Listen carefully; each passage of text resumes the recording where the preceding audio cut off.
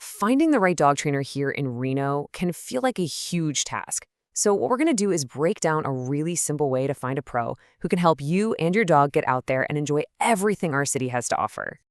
Okay, so let's start with the end game, right? Just picture it. You and your dog walking calmly along the Truckee River Trail, not even fazed by the joggers and cyclists zipping by. I mean, think about it. A brewery patio, a mountain trail, good training really just opens up this whole world for you both.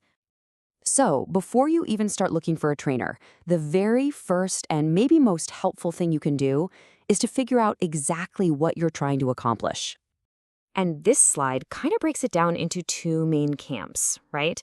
If you've got a puppy, you're literally starting from square one, building that whole foundation. But, with an adult dog, you might be working on different stuff, like fine-tuning their skills or maybe tackling some habits they've picked up along the way.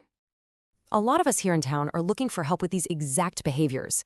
And let's be honest, getting a handle on stuff like leash pulling or a dog that barks its head off can make life in our neighborhoods so much better for you and for everyone else. All right, so you've got your goals. Now what? Well, now it's time to actually find your trainer. Let's walk through how you can pick the right one. Okay, so one of the biggest things to look for is a trainer who uses positive reinforcement. It's really the gold standard these days. It's backed by science, and it basically works by making learning fun for your dog. You're rewarding them for getting it right, which is just a fantastic way to build up that trust and that bond between you two. So you're gonna see a bunch of letters after a trainer's name. And yeah, it can look a little bit like alphabet soup, but those letters are actually super helpful. They're a quick way to get a sense of a trainer's education and background. So if you see CPD-TK, that tells you the trainer has passed a big comprehensive test. It means they've proven they have a solid understanding of things like how dogs learn, how to care for them, and the ethics of the profession. They really know their stuff. Now, if you see KPCTP, that's a bit different. This one signals some serious hands-on experience. It's not just about passing a test. It means they've gone through this intensive program that's all about using reward-based techniques like clicker training. They've actually done the work. And you've also got options for how the training happens.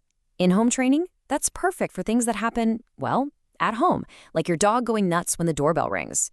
Group classes, on the other hand, are awesome for teaching your dog to stay focused on you, even when there are other dogs and people all around.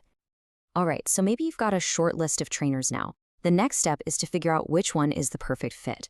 And honestly, asking just a few really good questions can make all the difference. You can think of this slide right here as your interview cheat sheet. You want to ask some specific stuff like, how are you going to tailor this plan for my dog and our life here in Reno? How are we going to track our progress? Getting these answers up front is going to help you feel way more confident in your choice. And, of course, we got to talk about money. Budget's a big deal. This table should give you a pretty good ballpark idea of the costs for different kinds of training right here in Washoe County. You can see it really varies, from a group class all the way up to those intensive board and train programs. So it's good to see what works for your wallet. If you just need help with one or two specific things, a single private lesson is a really common way to go. And here in our area, you can expect it to be somewhere in this price range. Okay, this is a big one. You have to remember that training isn't just what happens in that 1-hour session with the pro. The real change, the real progress, happens when you take what you've learned and use it every single day, out in the real world. And lucky for us, our local parks are basically the perfect practice grounds.